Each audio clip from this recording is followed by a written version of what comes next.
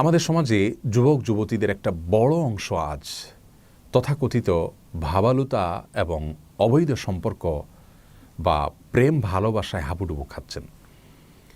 মুসলিমদের সন্তানরা যখন এই হারাম কাজে লিপ্ত হচ্ছেন, শয়তান তাদের কাছে নানা মুখরোচক স্লোগান তুলে ধরছে এবং শয়তান তার শয়তানি বিভিন্ন যুক্তি তুলে ধরছেন। তেমনই একটি যুক্তি অনেক আমাদের যুবক যুবতীদের কাছে শয়তান তুলে ধরেছেন, আর সেটা হলো যে অনেক যুবক যুবতীরা আজকাল মনে করেন যে বিবাহ বহির্ভূত যে অবৈধ সম্পর্ক করা হয়, তথাকথিত প্রেম ভালোবাসা করা হয়, এটার পরে যদি তারা একে অন্যকে বিয়ে করে নেন তাহলে প্রেম ভালোবাসার কারণে তারা যে গুনাহে লিপ্ত হয়েছেন সেটি হালাল হয়ে যাবে। মূলত এটি শয়তানি একটি ধোঁকা এবং প্রতারণা। একজন মুসলিমের জন্য আল্লাহ রাব্বুল আলামিনের প্রতিটি নির্দেশকে মানা এবং নিষিদ্ধ বিষয় থেকে দূরে থাকা এটা তার জন্য আবশ্যক এবং ফরজ। বিবাহের আগে নারী পুরুষের সম্পর্ক সেটা যে পর্যায়ে গড়াক না কেন, এটাকে ইসলামী শরিয়া সম্পূর্ণরূপে হারাম করেছে। এই জন্য আল্লাহ রাব্বুল আলামিন বলেছেন, লা তাকরাবুজ জিনা, তোমরা জিনার কাছেও যেও না।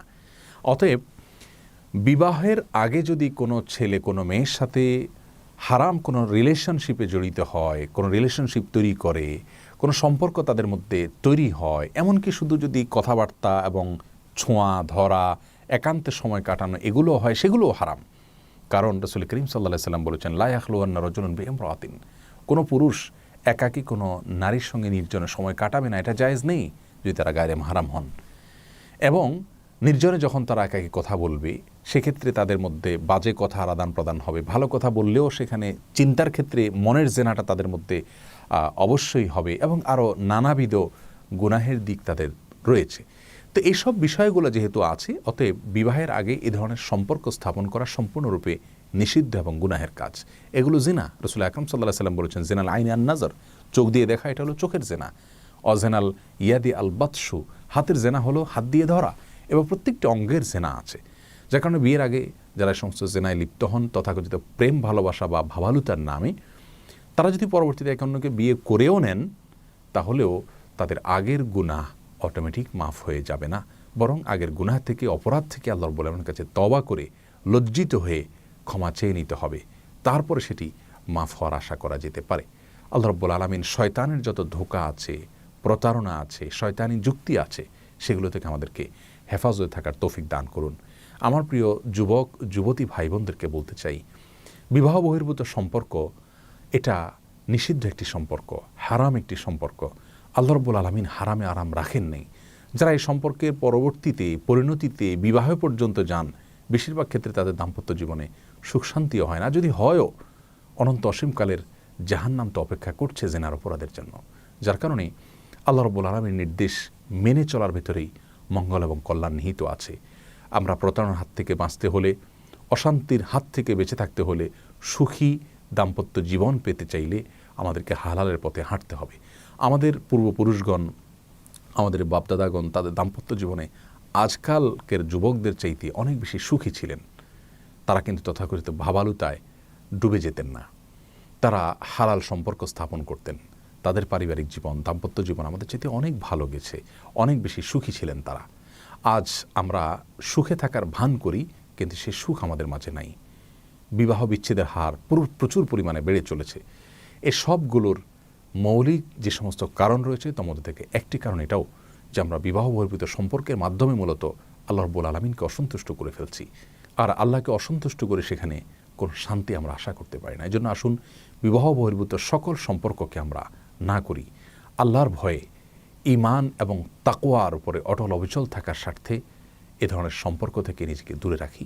ইনশাআল্লাহ দুনিয়ার জীবন সুখময় হবে, আখিরাতে আল্লাহ রাব্বুল আলামিন এর সন্তুষ্টি আমরা অর্জন করতে পারবো। যে যুবক তার যৌবনকালকে আল্লাহর আনুগত্যের মধ্যে কাটায়, আল্লাহর আরশের নিচে ভিআইপি প্যান্ডেলে যারা ছায়া পাবেন তাদের মধ্য থেকে তিনি অন্তর্ভুক্ত হতে পারবেন। আল্লাহ তাআলা আমাদের যুবক ভাই বোনদেরকে সেরকম ঈমান এবং তাকওয়ার পাওয়ার দান করুন, যেন তারা এ ধরনের গুনাহের হাতছানি থেকে সরে আসতে পারেন, এগুলোকে ডিনাই করতে পারেন। আল্লাহ আমাদের সবাইকে হেফাজতে রাখুন। জাযাকুমুল্লাহু খায়রা। আসসালামু আলাইকুম ওয়া রাহমাতুল্লাহি ওয়া বারাকাতুহু।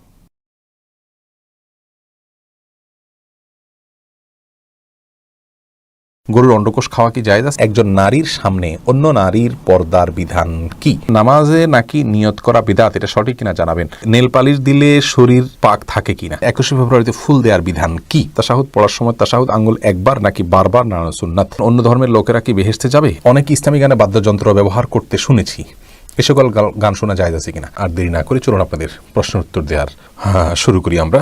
শুরুতে আমি প্রশ্ন দেখতে পাচ্ছি ভাই মতিউর রহমান জিদান, আপনি জানতে চেয়েছেন একজন নারীর সামনে অন্য নারীর পর্দার বিধান কি? কতটুকু খোলামেলা পোশাক করতে পারবে একজন মেয়ে অন্য নারীর সামনে? তার নাভি থেকে এই যে লজ্জাস্থান পর্যন্ত, হাঁটুর নিচ পর্যন্ত এইটুকু ছাড়া অন্য অঙ্গগুলো প্রয়োজন হলে প্রদর্শন করতে পারবে। আর শালীনতার অংশ হলো যে আজকাল বিশেষ করে ফিতনার যুগ, ভয়াবহ ফিতনার যুগ, নারীরা নারীদের কাছে, পুরুষরা পুরুষদের কাছে নিরাপদ নয়, এমন একটা সময় আমরা পার করছি। তো অশ্লীলতা এবং বেহায়াপনার জোয়ারের এই যুগে অন্তত যথাসম্ভব নিজেকে ঢেকে ঢুকে রাখা উচিত। আমি শুধুমাত্র আইনের কথা বললাম যে এইটুকু বাই ল ঢাকতে হবে, আর বাকি অঙ্গগুলো প্রয়োজন হলে দেখাতে পারবে। কিন্তু যেহেতু আমরা একটা ফিতনার সময় পার করছি, ফিতনার আশঙ্কা হলে অনেক বৈধ জিনিসও নিষিদ্ধ হয়ে যায়, যার কারণে এই পরিস্থিতিতে আমরা বলবো যে একজন মেয়ে অন্য মেয়ের সাথে তার হাত, মুখ এগুলো দেখাতে পারবে, কোনো অসুবিধা নেই। কিন্তু বক্ষ এবং তার শরীরের অন্য সব অঙ্গ এগুলোকে যথাসম্ভব ঢেকে ঢুকে রাখাটাই হলো নিরাপদ। রুহি, আপনি জানতেছেন নামাজে নাকি নিয়ত করা বিদআত, এটা সঠিক কিনা জানাবেন। বোন অদ্রিতা, নামাজে নিয়ত করা বিদআত নয়, নিয়ত মুখে উচ্চারণ করা এটাকে জরুরি মনে করা এটা হলো বিদআত। মনে রাখা উচিত যে নামাজের নিয়ত মানে হলো ইচ্ছা করা।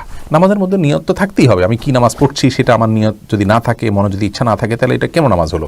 অবশ্যই নামাজের মধ্যে নিয়ত থাকতে হবে, কিন্তু নিয়তটা হলো মনের ইচ্ছা। আপনি কি নামাজ পড়ছেন, আপনার মাথায় আছে, স্মৃতিতে আছে, এই মানে হলো আপনার ইচ্ছা আছে, বাস নিয়ত যথেষ্ট। এটুকু নিয়ত থাকা জরুরি। মুখে নিয়ত উচ্চারণ করা এটা কোরআন হাদিসে নির্দেশিত বিষয় না। নুরুল আজিম, আপনি জানতে চেয়েছেন নেল পালিশ দিলে শরীর পাক থাকে কিনা? নেল পালিশ দিলে শরীর নাপাক হয় না, কিন্তু নেল পালিশ দিলে অজু হবে না, আপনার নামাজ হবে না। যার কারণে মেয়েরা মাসিক অবস্থায় নেল পালিশ দিতে পারেন, কিন্তু যখনই তার নামাজের অপশন চলে আসবে সাথে সাথে নেল পালিশ পরিষ্কার করে নিতে হবে, যাতে করে অজু করতে পারেন। কারণ নেল পালিশ দিলে আলাদা স্তর হয়ে যায়, আপনার অজু হবে না।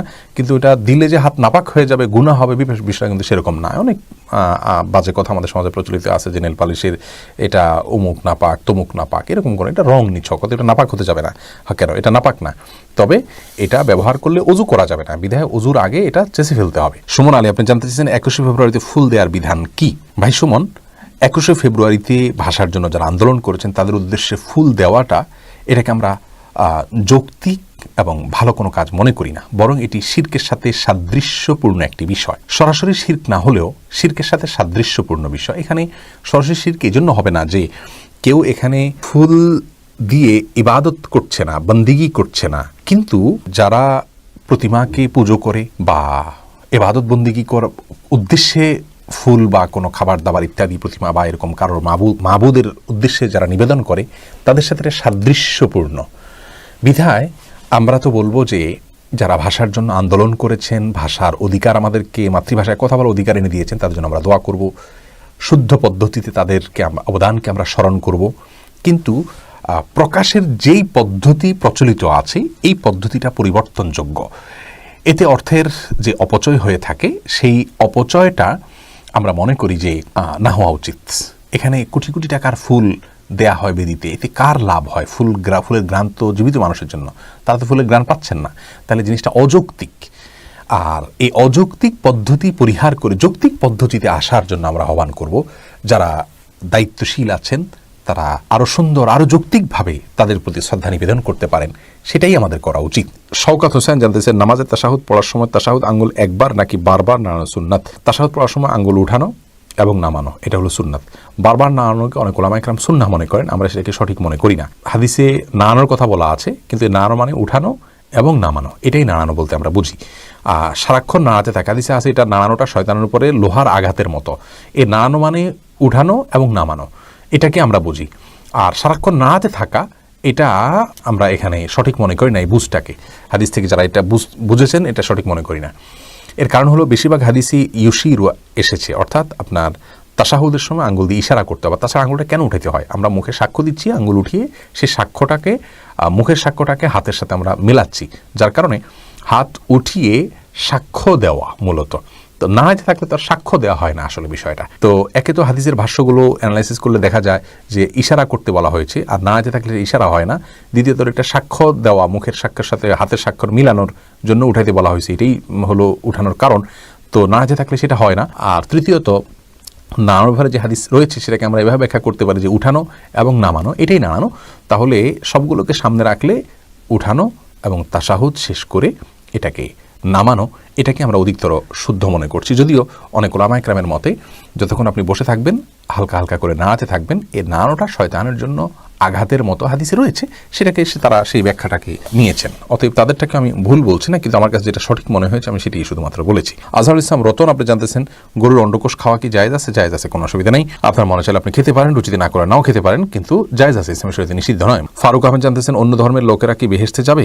অন্য ধর্মের লোকেরা বেহেশতে তো যেতে চায় না। যে জান্নাত তো আল্লাহ রাব্বুল আলামিন সৃষ্টি করেছেন যাদের জন্য, অন্য ধর্মের লোকেরা সেই জান্নাতে যেতে চায় না। তারা যদি জান্নাতে যেতে চায় তাহলে তো আল্লাহর প্রতি ঈমান আনতো। তারা যেখানে যেতে চায় না সেখানে তাদেরকে জোর করে টানতে হবে কেন? তাদের জন্য তো জান্নাত নয়। সরদার মোহাম্মদ জানতে চেয়েছেন অনেক ইসলামী গানে বাদ্যযন্ত্র ব্যবহার করতে শুনেছি, এ সকল গান শোনা যায় আছে কিনা? বাদ্যযন্ত্র যদি ব্যবহার করা হয় তাহলে সেক্ষেত্রে সেই গান আর ইসলামিক থাকে না। বাদ্যযন্ত্র ব্যবহার করলে গানের কথা যত ভালোই হোক না কেন, আল্লাহ রাসূলের কথা হলেও, আল্লাহর কথা রাসূলের কথা হলেও, ইসলামের কথা হলেও সেই গান শোনা জায়েজ নাই, কারণ বাদ্যযন্ত্রকে ইসলাম হারাম করা হয়েছে, ইসলামে হারাম করা হয়েছে। রাসূল আকরাম সাল্লাল্লাহু আলাইহি ওয়াসাল্লাম বলেছেন কিয়ামতের আগে, বুখারীতে হাদিসটি বর্ণিত হয়েছে, কয়েকটা জিনিসকে মানুষ হালাল মনে করবে অথচ সেগুলো হারাম, তার ভিতরে একটা হলো বাদ্যযন্ত্র। বিধায় বাদ্যযন্ত্রের ব্যবহার হলে সেই গান শোনা জায়েজ নাই। ইসলামী গান আর থাকে না যদি বাদ্যযন্ত্রের সংযোগ হয় কোনো গানের মধ্যে। আজকাল যে সমস্ত ইসলামী গান পাওয়া যায় তথাকথিত ইসলামী গান, এই গানগুলোর পেছনেও ব্যাকগ্রাউন্ডেও অত্যন্ত সূক্ষ্মভাবে মিউজিক মিশিয়ে দেওয়া আছে, মিউজিকের গুঁড়া দেওয়া আছে। শূকরের গোশত খাওয়া যেরকম হারাম, কোনো খাবারে শূকরের গোশতের ছিটা বা গুঁড়ো করে পাউডার ছিটিয়ে দেওয়া সেটাও হারাম। একইভাবে সরাসরি বাদ্যযন্ত্র যেমন হারাম, ইসলামী গানের মধ্যে বাদ্যযন্ত্রের সূক্ষ্ম ব্যবহার যে পাঠক বা শ্রোতা বুঝতে পারছেন না, দর্শক বুঝতে পারছেন না, এটাও হারাম। বিধায় এগুলো থেকে আমাদের বেঁচে থাকা উচিত। এরপর রোজিনা আক্তার আপনি জানতে চেয়েছেন বাবার সৎ ভাই কি মাহরাম? বাবার সৎ ভাই মাহরাম হবেন কিনা?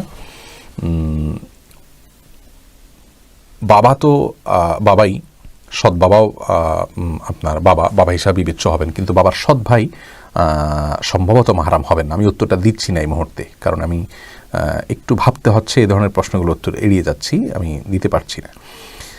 মোহাম্মদ ইমরান আহমেদ আপনি জানতে চেয়েছেন মায়ের গর্ভে থাকা অবস্থায় বাচ্চা মারা গেলে ওই বাচ্চার নাম রাখা লাগে কি না? না, গর্ভাবস্থা থাকা অবস্থায় মারা গেলে বাচ্চার নাম রাখা জরুরি না। নুসরাত জাহান রিহিলা আপনি জানতে চেয়েছেন যার ছেলে সন্তান নেই